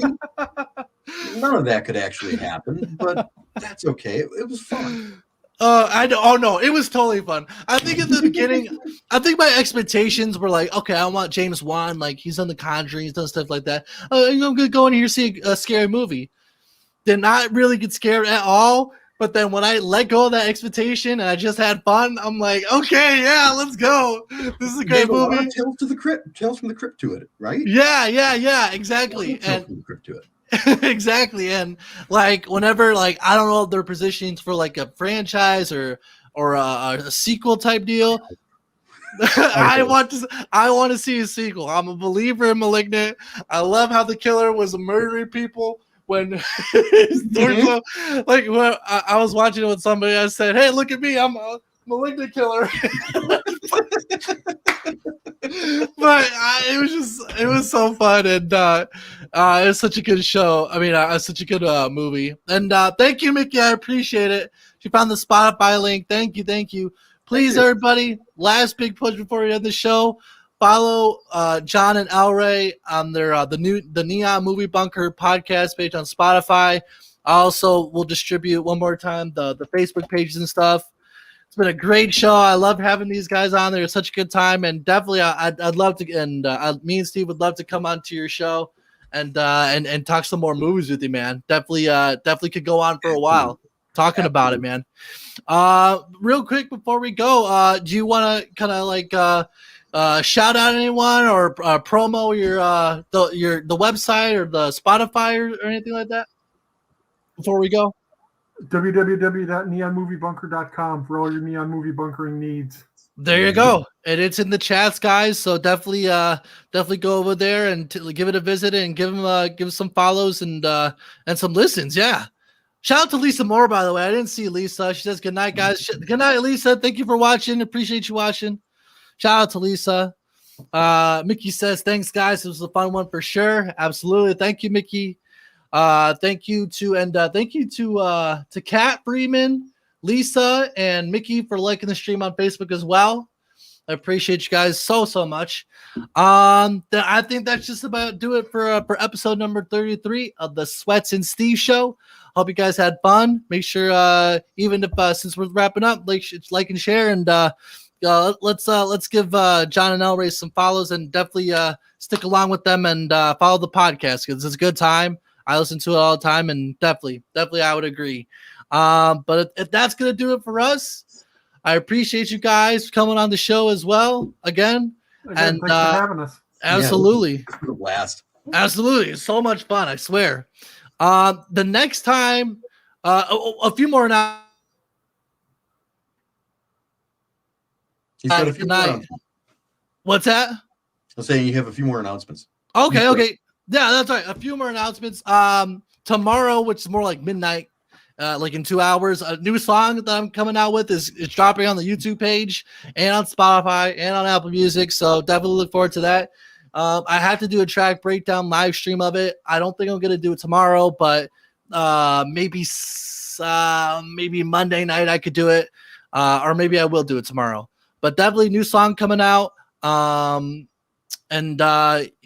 that's gonna be big. Gonna do the live track breakdown here on the channel as well. So definitely I'll announce it when I'm gonna do it, and definitely come by and take a look at some of the process making the song. But other than that, probably expect us to do the next episode. Let's see here. I think we'll probably try to do it October 7th. So expect it probably then. We'll make an announcement when what the theme is gonna be, and look forward to that. And I think that's just about do it for us. Kathy says, I've really enjoyed listening to your opinion. Thank you, Kathy. I appreciate it. Shout out to Kathy. She's a very loyal, clean one, a clean nation. Thank you all. Thank you, Kathy. Well, that's going to do it for us. This has been the Sweats and Steve Show, episode number 33, featuring Elray and John from the Neon Movie Bunker. Make sure to follow them, and we will see you guys next time. Shout out to Kim. She's bye, guys. Great show. And as always, shishikada. Bye, guys.